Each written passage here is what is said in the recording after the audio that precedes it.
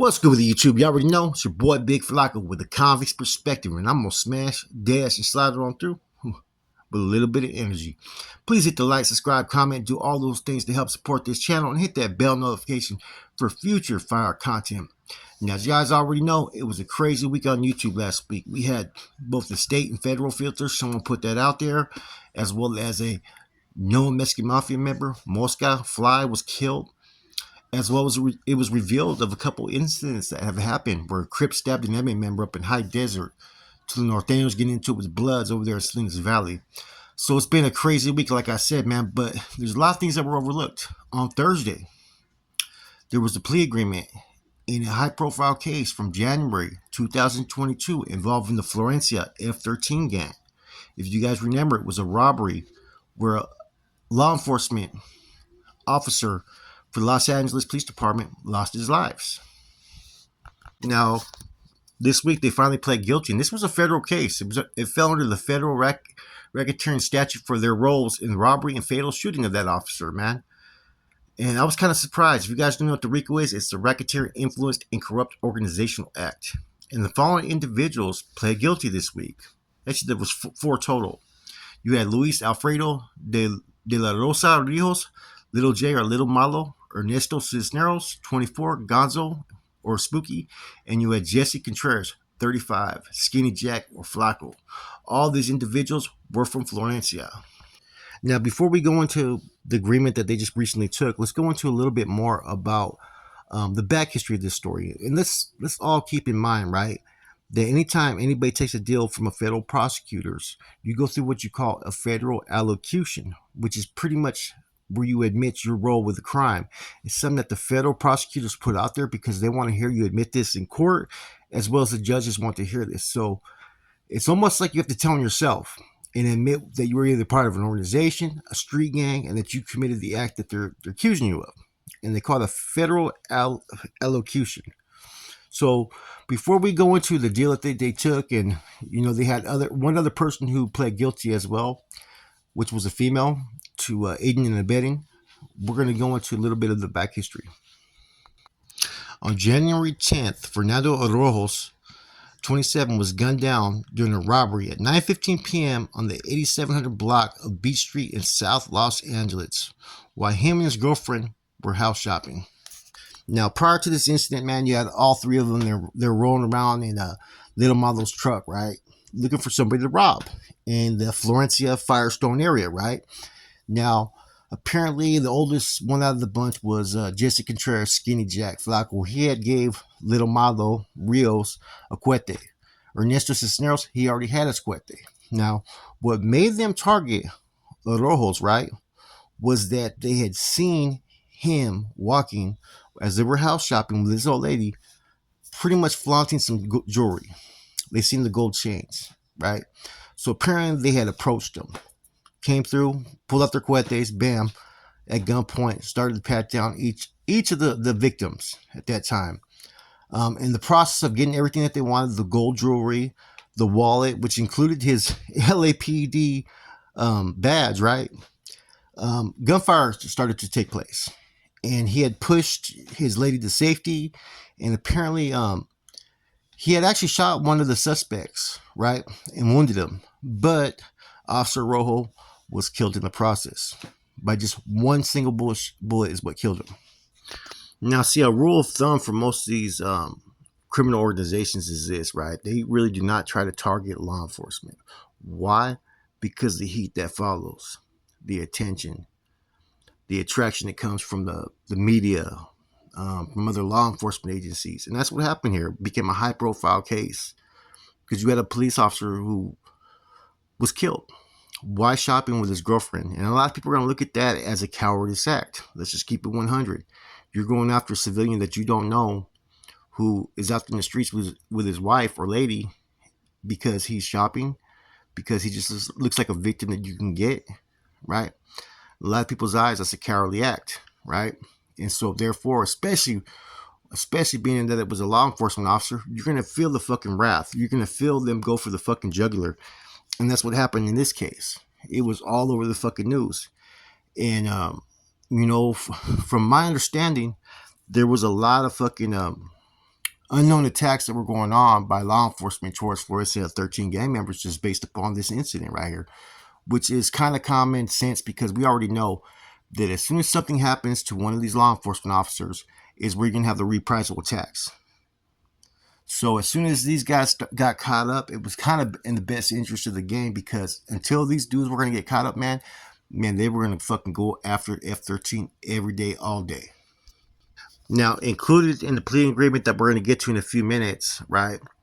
You also have Flacco and Little Malo also pled guilty, right, in the plea agreement to committing armed robbery against two individuals that were outside a bar in the same area. Now, surveillance has showed Cisneros helping out Contreras to a vehicle. Now, a lot of this stuff was caught on a work truck that had a surveillance camera on it. Now, within 3 to 4 days after they got arrested, they ended up being federally indicted. Now, people may be asking, why were they federally indicted? Well, at that time, the district attorney, Gascon, was really light on a lot of sentences. That Sheriff Deputy Villanueva had requested it be, the feds would pick up this case and trial it, which is what they decided to do. Because everybody knows a violent act in the aid of racketeering, right, which is called vicar, is basically a maximum death penalty case and a minimum life sentence.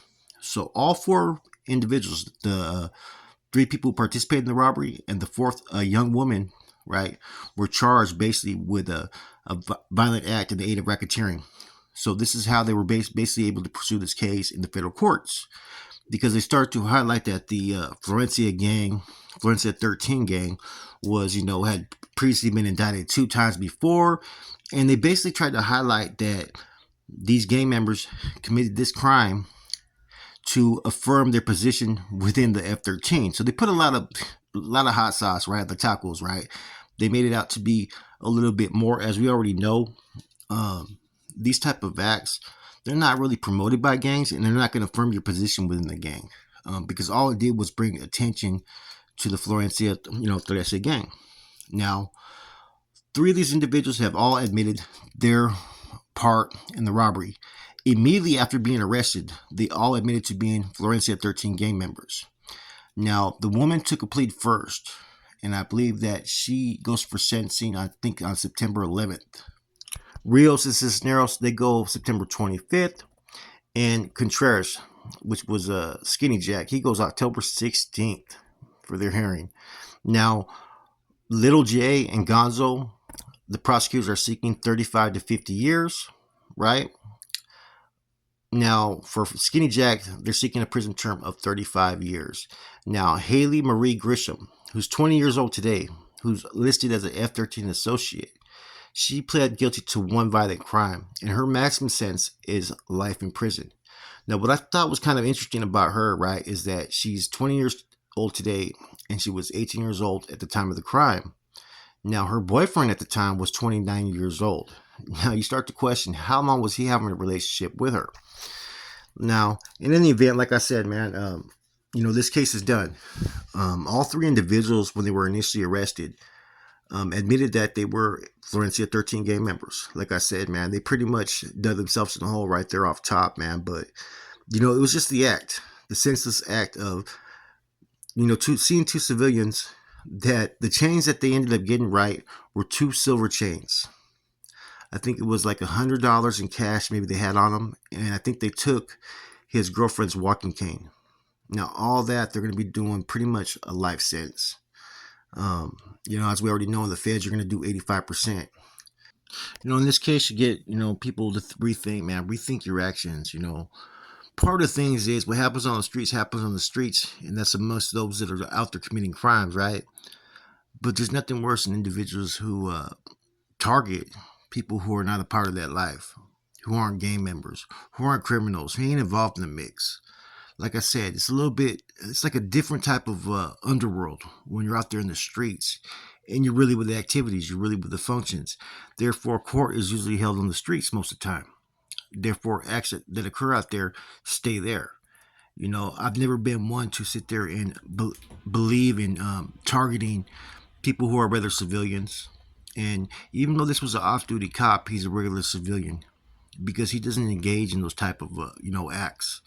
And so these guys were pretty much out there, man. And it's unfortunate that the media tried to stereotype the Florencia 13 gang, like that this was an F-13 type of hit, or this is how they get down, when in general, man, most of the time gang members who are really in the mix, really with the functions, they're usually not going to target regular civilians, man.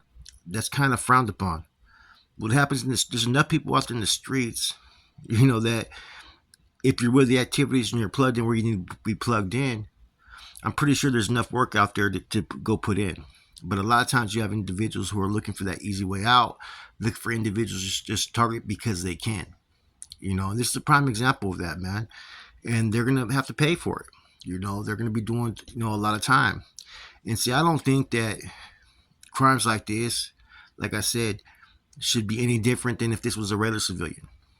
I don't think that him being a law enforcement officer, warrants that he gets some type of special attention, or the suspects get more of a penalty.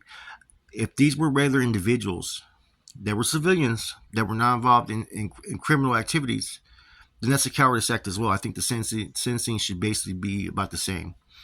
Is there more to this case? I don't know. Could this have been a target for a reason? I don't know.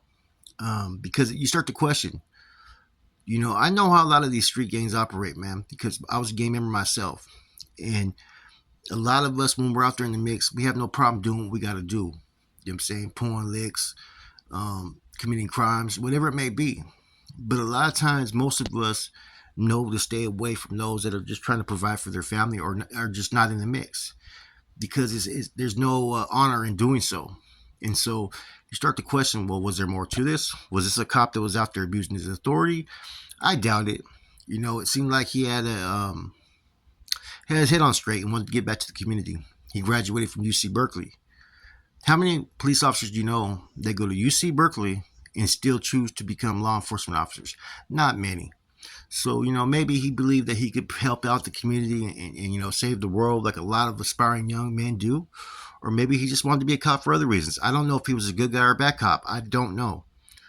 But at the current moment, all we do know is there's nothing negative that's being said about him.